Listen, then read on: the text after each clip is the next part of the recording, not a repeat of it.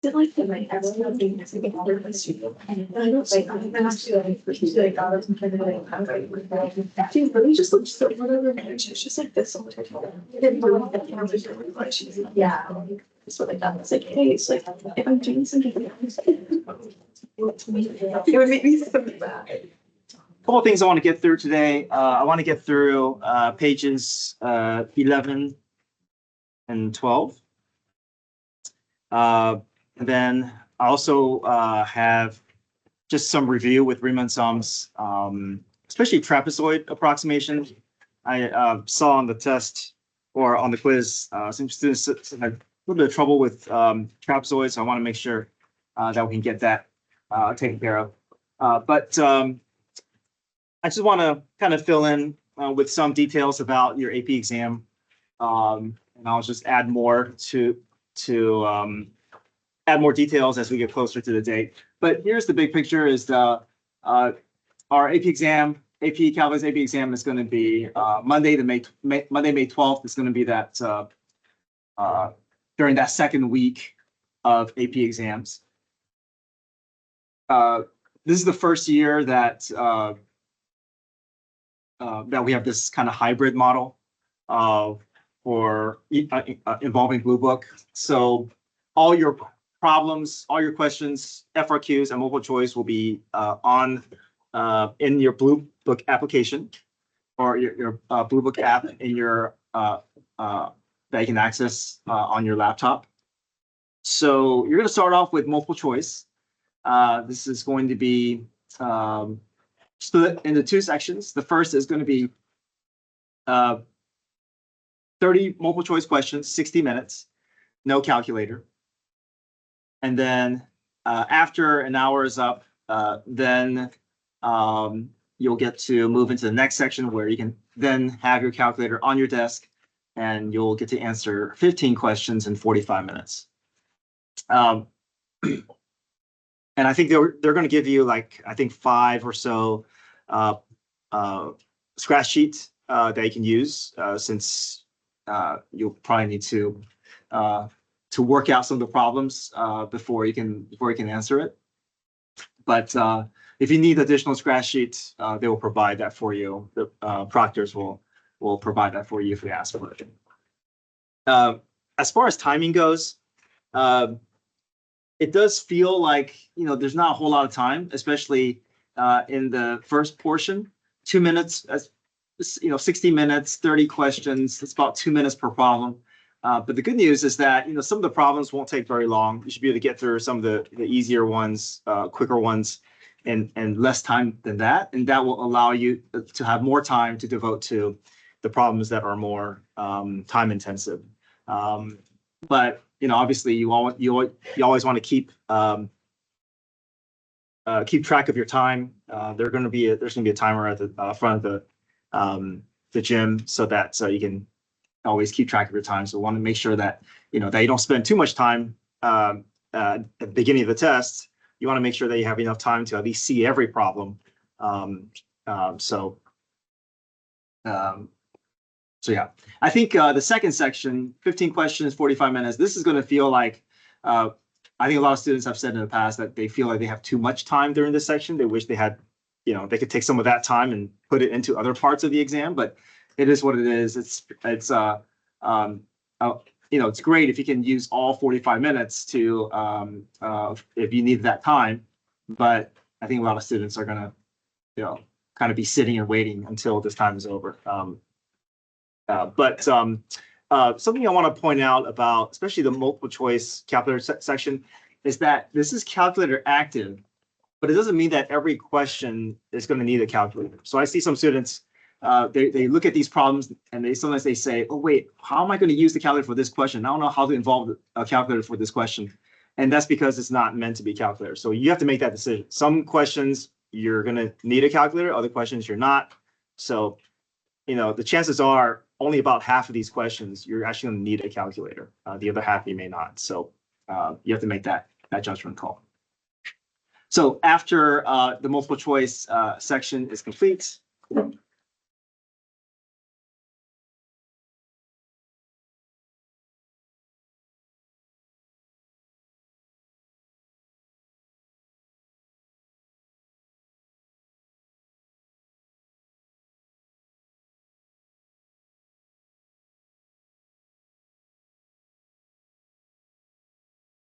After the multiple choice section is complete, then you'll have, I think, like 10 or 15 minutes for break.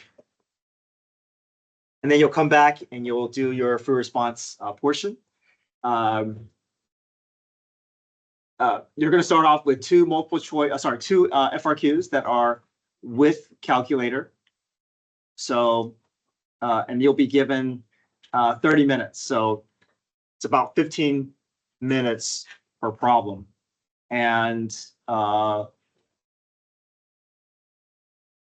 you'll be doing all your work in a booklet. So they're going to be, when everything is submitted, they're going to be grading your booklet work. So you'll get to put all your work in the booklet. You're not going to have to do anything in your app. The only thing that you're getting in your app is you're just getting the questions off your app, off your Blue Book app. After 30 minutes is up, then you're going to have to put your calculator away. So after you put your calculator away, then you'll have access to the next 4 problems in Blue Book. And these are non-calculator. However, you can go back and work on problems 1 and 2. The only issue is that you won't have a calculator anymore. So in the first 30 minutes, even if you don't answer everything in problems 1 and 2, make sure you take care of all the calculator section or the portions that need a calculator, because you know that after 30 minutes, you won't have a calculator anymore. You can still go back and work on 1 and 2. So you have an hour to, after 30 minutes, you have an hour to work on all 6 problems. But you're going to probably be spending most of your time on problems 3 through 6.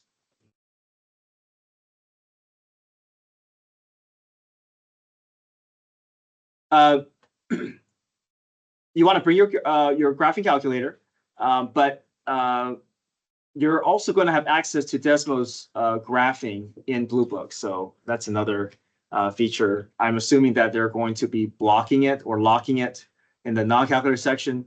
And then in the calculator section, they'll give you access, or you can access it through Blue Book. So that's nice. That's having another way of, especially if for some reason your graphing, your calculator is not getting the result that you want, you can use Blue Book graphing to, or Desmos graphing to help you with that.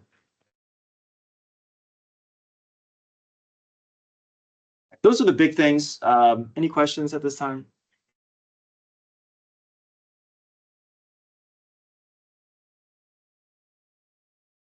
Okay, so let's continue with packet 4. This is page 11, number 9.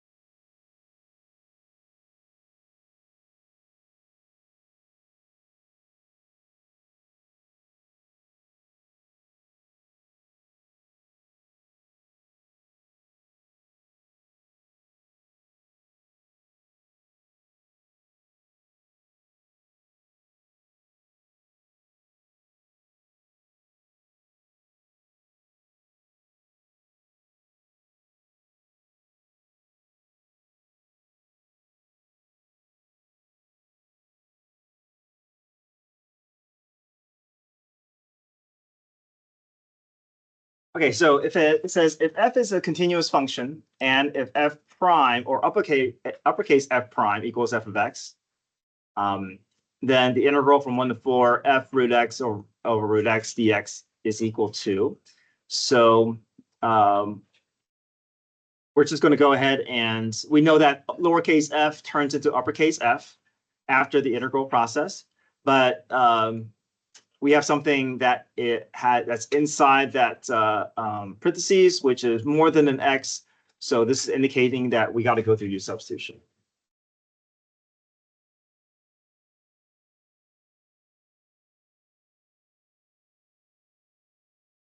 So if you're looking for the u value, look at the parentheses. That's a good way to at least start looking for our u value. So we'll let our u value be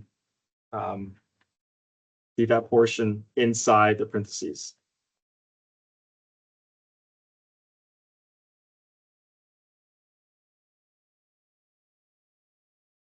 I know you're seeing two different root x's, but we don't want both of them to be the u value because we do want to save one for the derivative, right? If our u value is root x, we know the derivative is going to produce something, and we are hoping that this will do the job of canceling out and cleaning that up for us.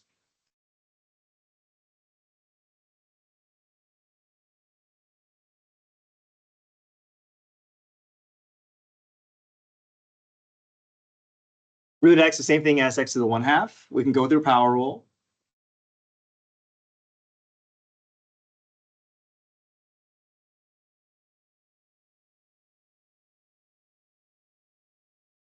Bring the 1/2 down, subtract 1 from the exponent, and then we can do some cleanup, then cross multiply, and then replace dx, and also replace the root x.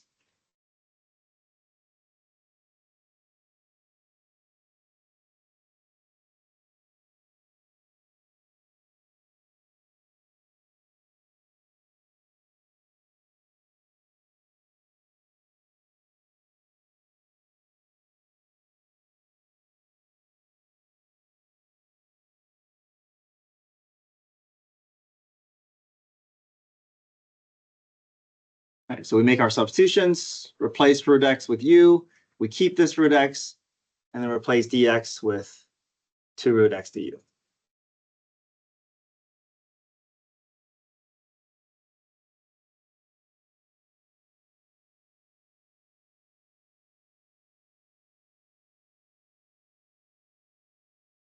The root x is canceled out. We have a 2 that's left over.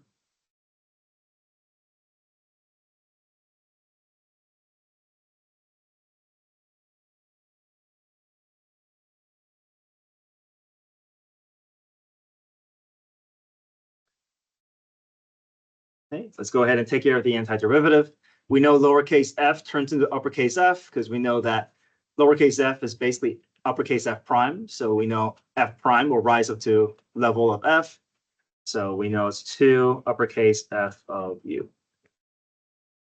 So we have our antiderivative, but we don't want to involve the bounds just yet because we know that these are bounds in terms of x, but this is in terms of u. So let's bring back our original variable.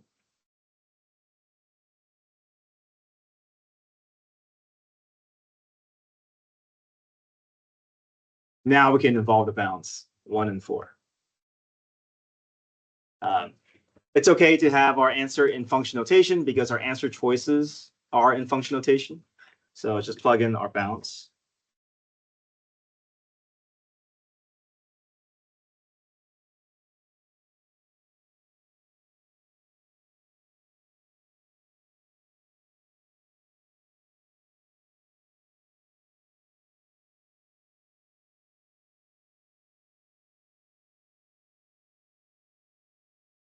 Answer choice A.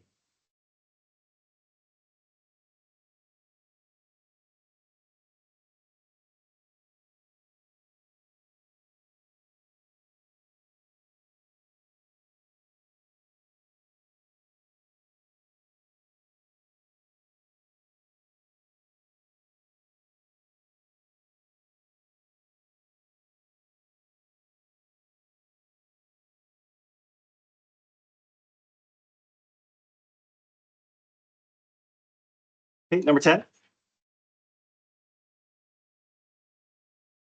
A particle moves along the y-axis so that at any time t, its velocity is given by v of t.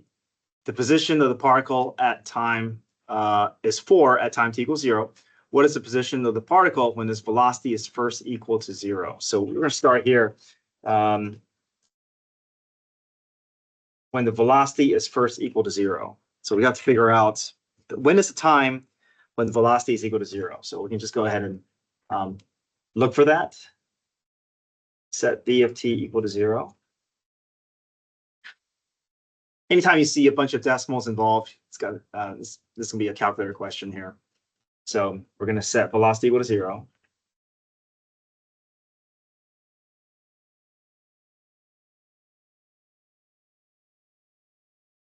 We're going to graph this, and look to see when is the first instance of t when we're going to cross the x-axis.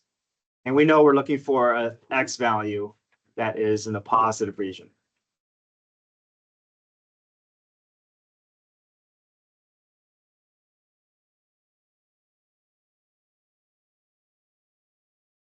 Use x's.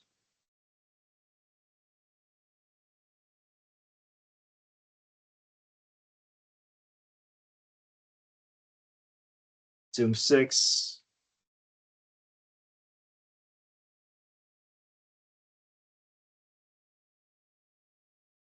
You can do zoom box, zoom 1.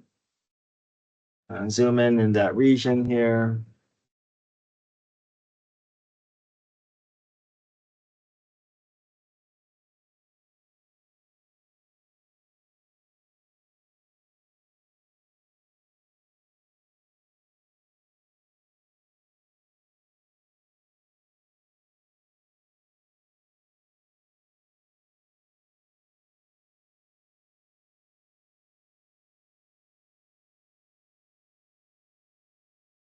We're looking for the first instance of x-intercept. So I see that here. First value that's greater than 0, or to the right of the y-axis. So second trace, 0. Pick a point to the left of the x-intercept, hit enter. Pick a point to the right of the x-intercept, hit enter. Hit enter a third time. We get 1.379. So we know that's the t value when velocity is 0. But that's not what the problem is asking for. It's asking for what is the position at this moment in time.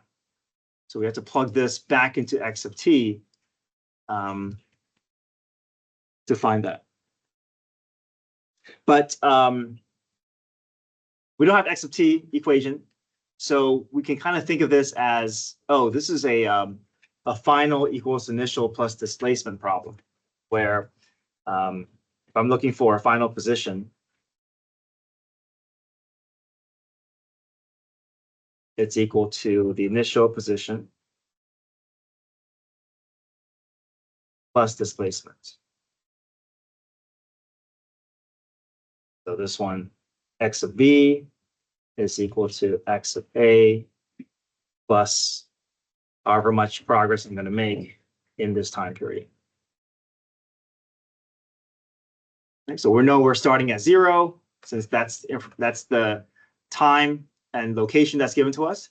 And we can just figure out how much progress that we've made from 0 to 1.379.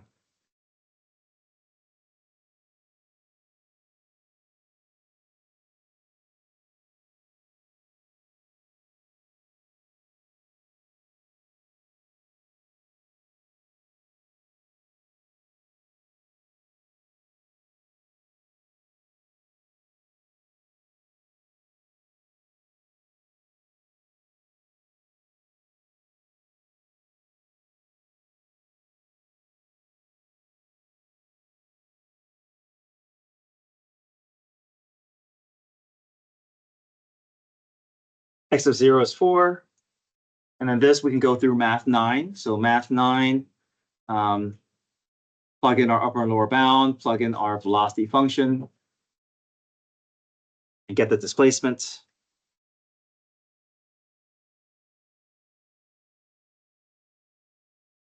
Negative 1.533. So we're going to go down on the y-axis to reach our location.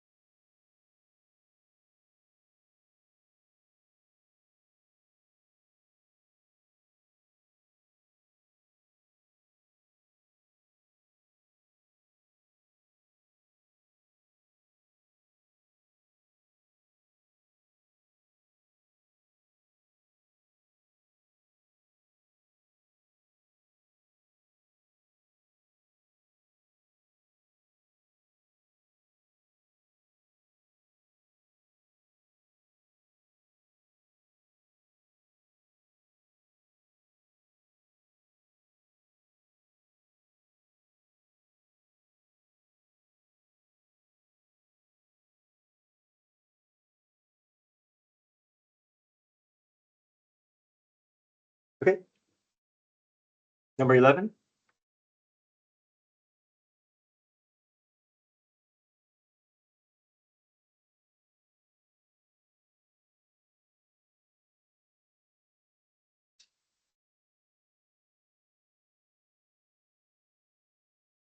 Number 11 is much the same process, but we just shift everything down. Instead of saying final position equals initial position plus displacement, we can just do everything at the velocity level. We can say final velocity equals initial velocity plus the displacement of velocity.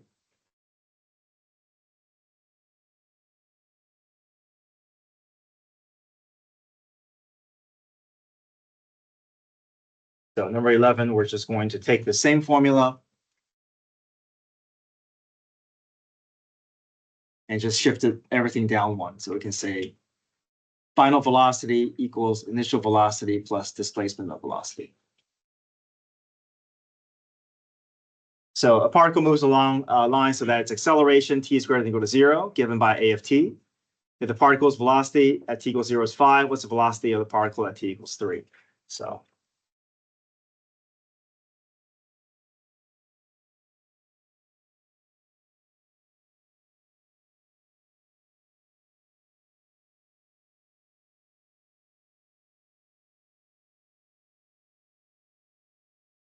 we know that the integral of acceleration between a and b will give us the displacement of velocity. We can add that to v sub a to get v sub b.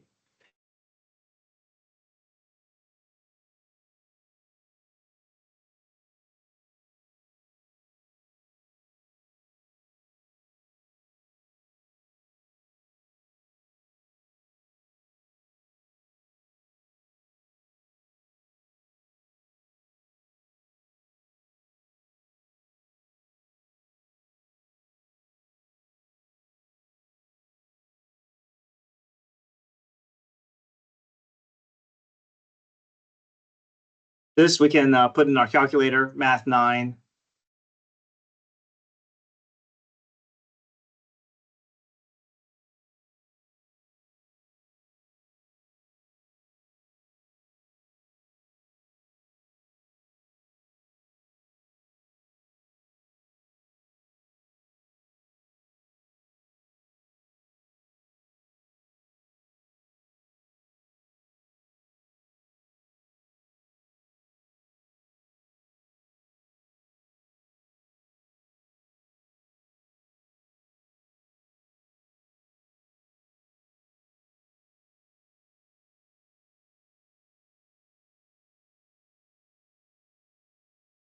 Number 12, they're telling us to use substitution. So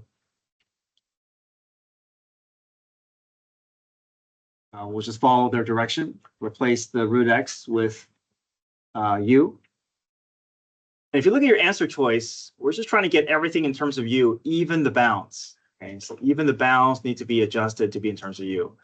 So we're not going to be solving it. We're just going to be setting it up and enough to get to match one of our answer choices.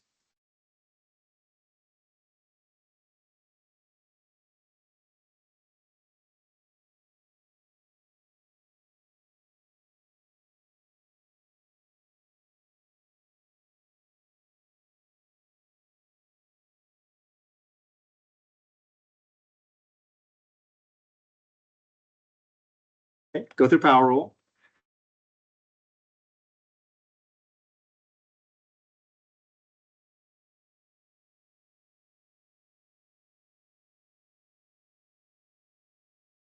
Do some cleanup.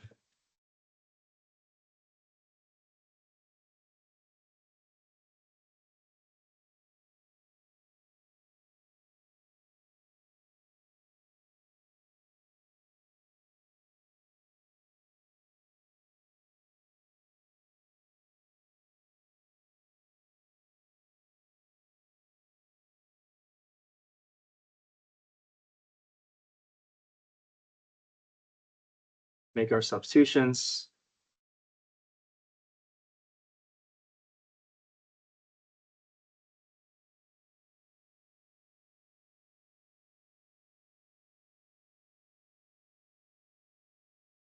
We don't want to use 0 and 9 because those are x values. So to convert them, we can insert 0 in for root x and get our new u value. So we're going to convert the bounds as well.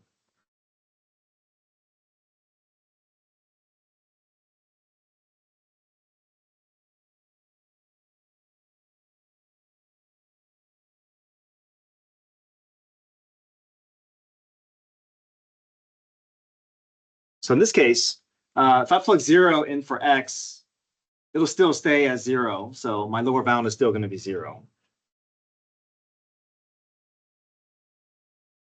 My upper bound, though,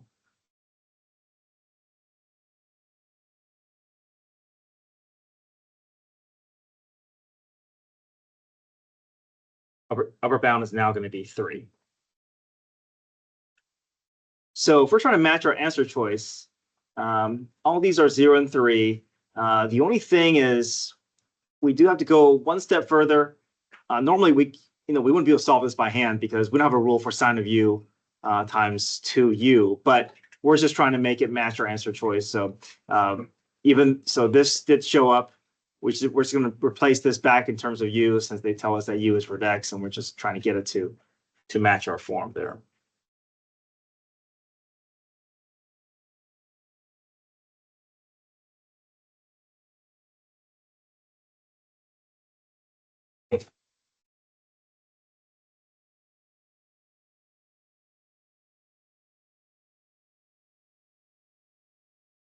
I can pull the 2 out in front as a coefficient. So answer choice A and the u as well. So 2 integral from 0 to 3 u sine of u du.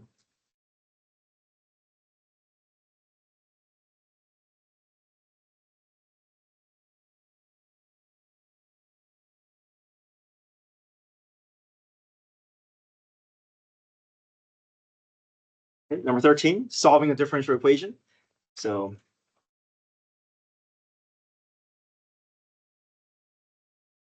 we want to eventually cross multiply and separate our variables.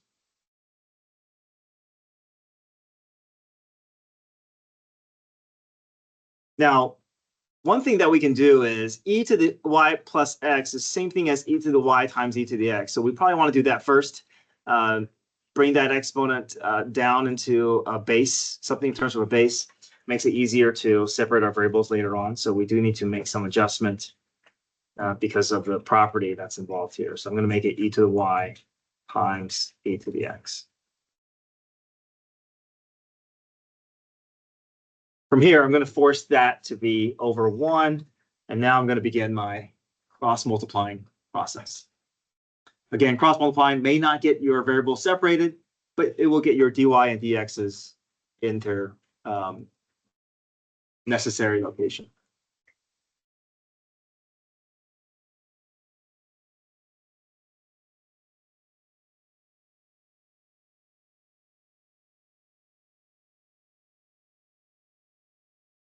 Oh, sorry, I want my dy on the left.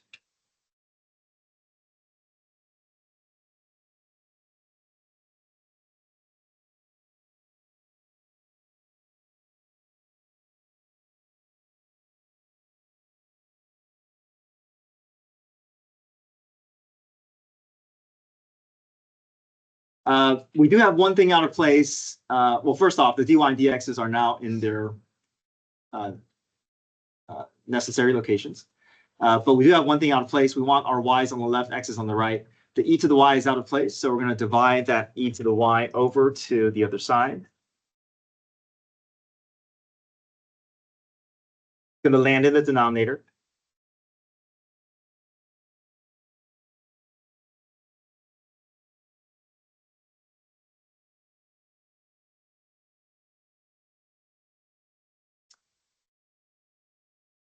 The right side is ready for us to take our integral. We know e to the u is just e to the u.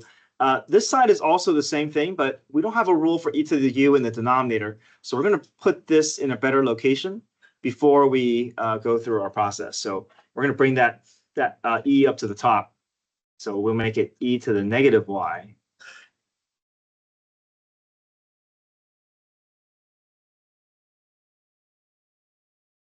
there's no need for u substitution on the right side. You know, e to the x has just become e to the x. But this is e to the negative y. We should go through u substitution because there is going to be some leftover coefficient from this process here.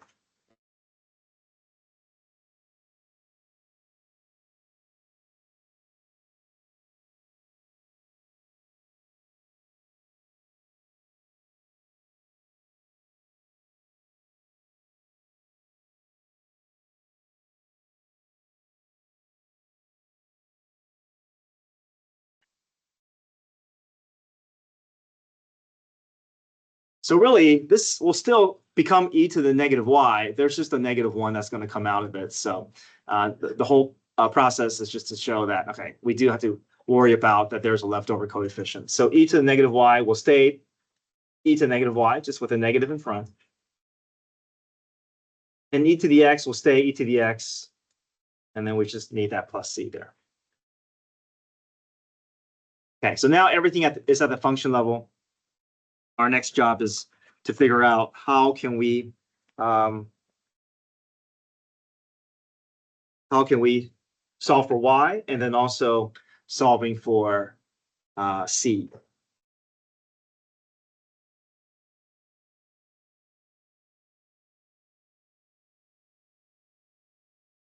I think in this case, I decided I was going to solve for c first, just to get that out of the way. So I can plug 0 in for x, negative natural log of 4 in for y.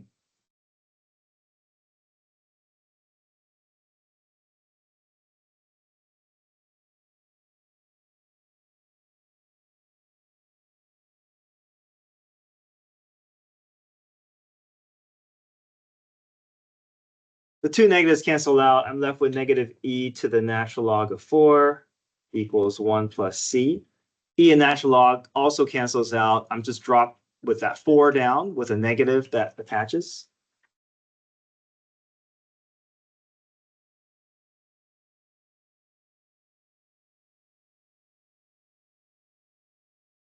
So now I'm going to go back to my original equation and then try to focus on trying to get the y by itself.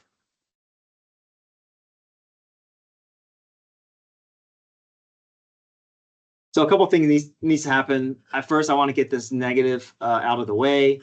Then I'll take the natural log of both sides, and then I can drop the negative y down.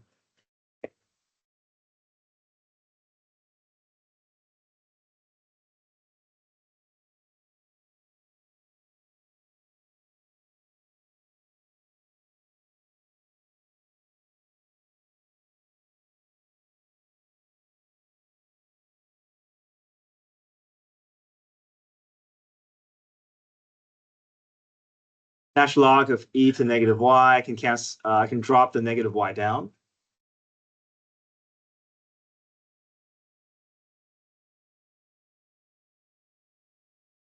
And then shift the negative over to the right side.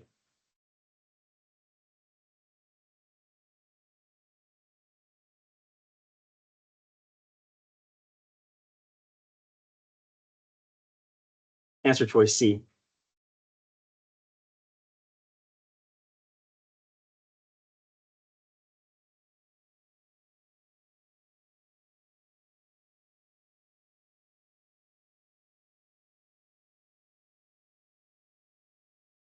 Page 12, number 14.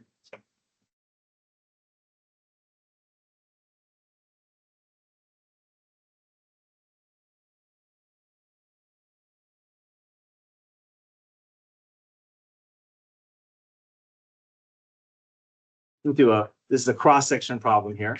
Let R be the region in the first quadrant formed by y equals x squared and y equals root x. So we have our shaded region here. Here's y equals x squared. Here's y equals root x. Let R be the base of a solid whose cross-section is perpendicular to the x-axis. So we got to figure out which direction that is. X-axis is horizontal, perpendicular is going to make it vertical. So we're going to do a vertical base. And then ultimately we want to build squares that's going to come out of that shaded region. Okay, so our base we just build everything one dimension at a time. So top minus bottom is our first goal. Base is top is the top is sitting at the root x. The bottom is sitting at the x squared.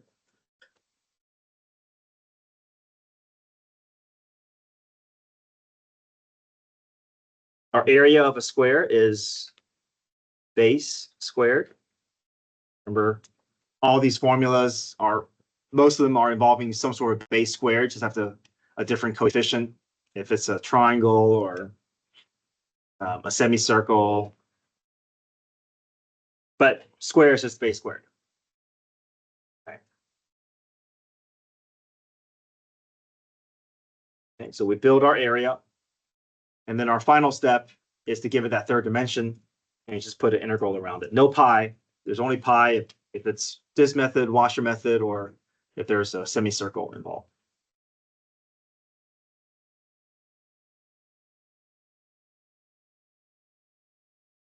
And then our bounds is from 0 to 1. Since those are, if you're graphing it, you can see those are the intersections of our x values. Math 9 in your calculator to get your volume.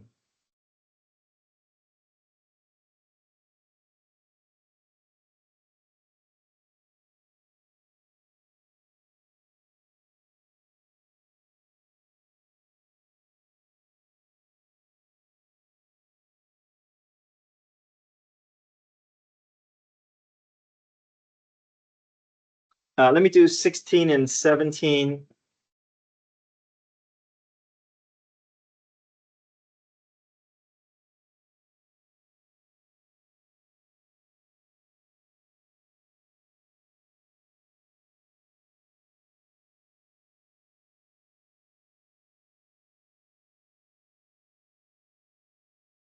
So 16, we'll skip 15 for now. 16 says y equals 4 over x. If you graph it, it looks something like this. And you have 5 minus x. That's going to be a diagonal line with a negative slope. It looks something like this.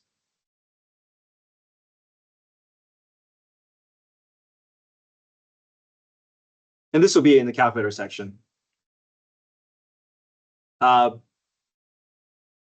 we're going to take this shaded region and rotate it about the y-axis.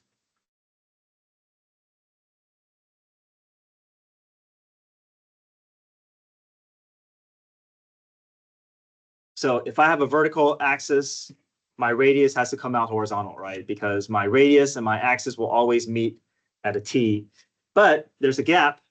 So we know it's going to be washer method.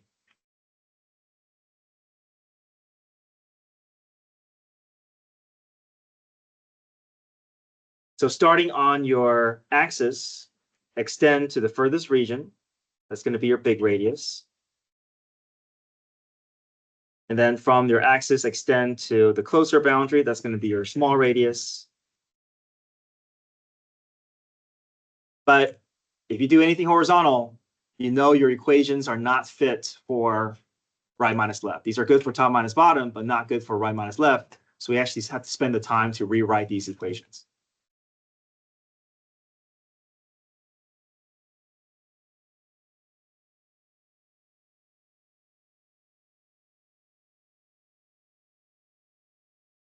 So x equals over y is going to be my curve.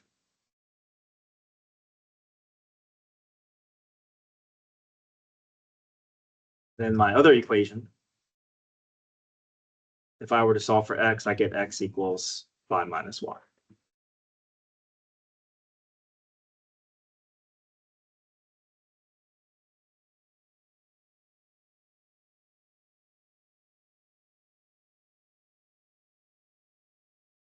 So we need to build a big radius and small radius. So big R is right minus left. So we look at big radius. Big radius is first touching the line. So 5 minus y minus, and the left endpoint is sitting at 0. So 5 minus y minus 0.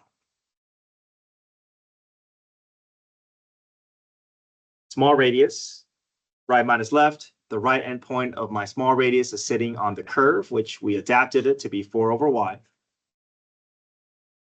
minus the left endpoint. The left endpoint is touching the dotted line, which is x equals 0. So 4 over y minus 0.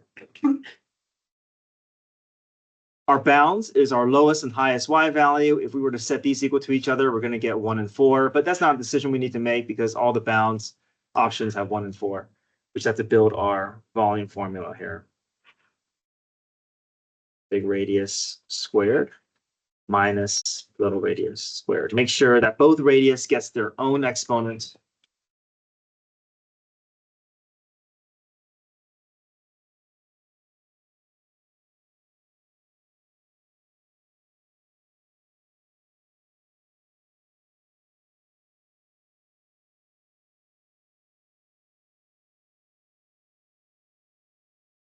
Answer choice C.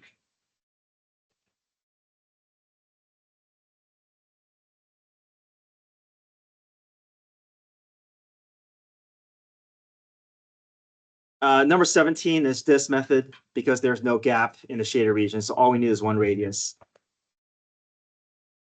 I want to make sure I have enough time to just quickly go over Riemann sums, especially trapezoids. It's not hard, but I just see that I think some of us may have a little bit of trouble just deciding, hey, where am I going to get the width? Where am I going to get the height? So let me just run through a couple of these, make sure we're good with rectangles as well as trapezoids.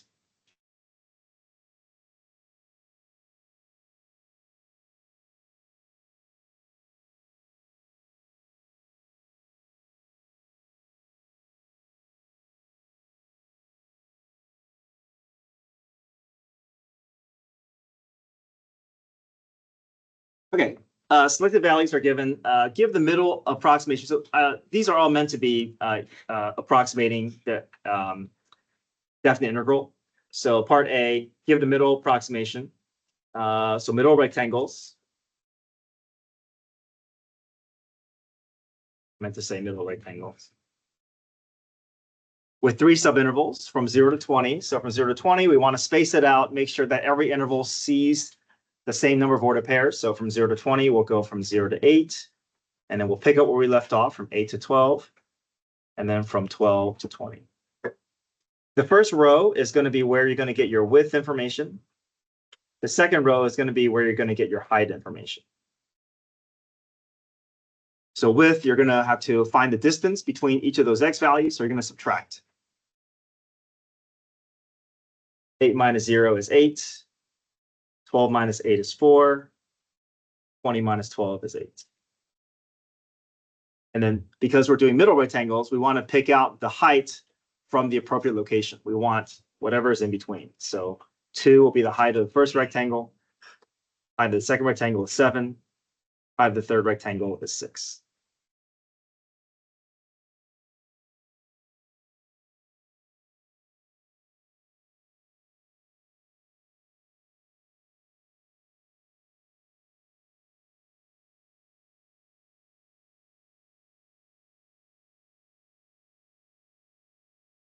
Okay, I didn't see many issues with left and right Riemann sums, so let's skip B and C.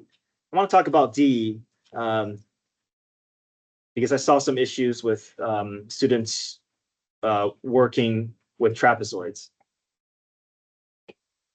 So here's part D. First off, trapezoids have an area formula of 1/2 width, height 1 plus height 2. I think some students were mistaking that there was a minus sign here, and then that threw off their answer, or they forgot the 1/2, or yeah, something with the formula. But we're going to approximate our integral from 0 to 20 of f of x dx using 2 subintervals from 0 to 20. So from 0 to 20, we want to space it out, make sure that we see the same number of ordered pairs. So from 0 to 9 will be one interval, and then from 9 to 20. Again, your width is coming from your first row and your height is coming from your second row. 9 minus 0 is your width. 20 minus 9 is your other width.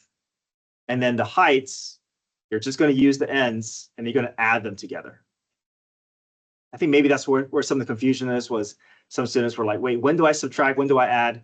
You're going to be subtracting to get the width, and you're going to be adding the heights. So the heights that you're going to use are just going to be where those brackets are coming down, 4, 7, and 10. So 1/2 width, height 1 plus height 2, 1/2 width, height 1 plus height 2. Okay, can you just show me that you can do the trapezoids for page 2, part D? So just go through that. I just want to have that assurance that you're not going to have issues with trapezoids if you saw it. So page 2, part D, try that one.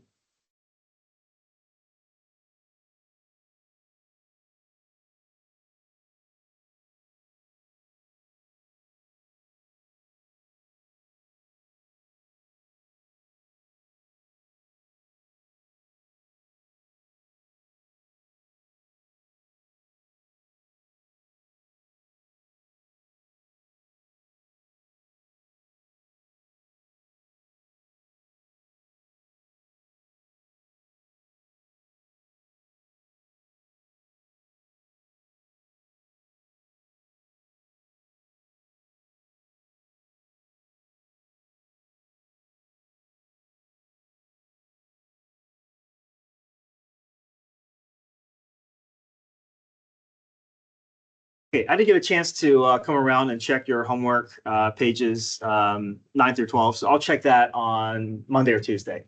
But I think we pretty much got through everything. Tomorrow's your test. Your morning review is on page 19 through 22. And I'll send out a reminder about that. That help session is tomorrow morning, 7:15. All right, come get your phones.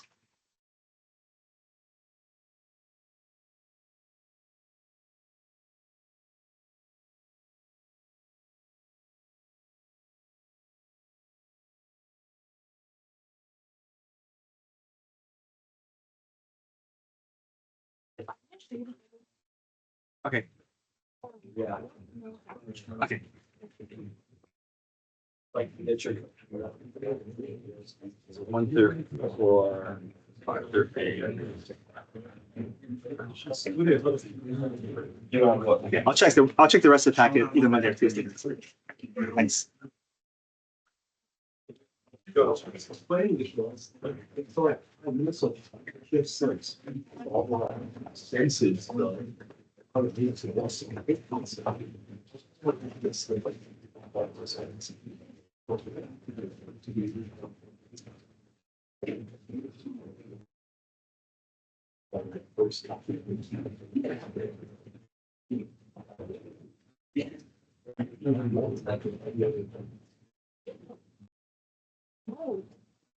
Presentation.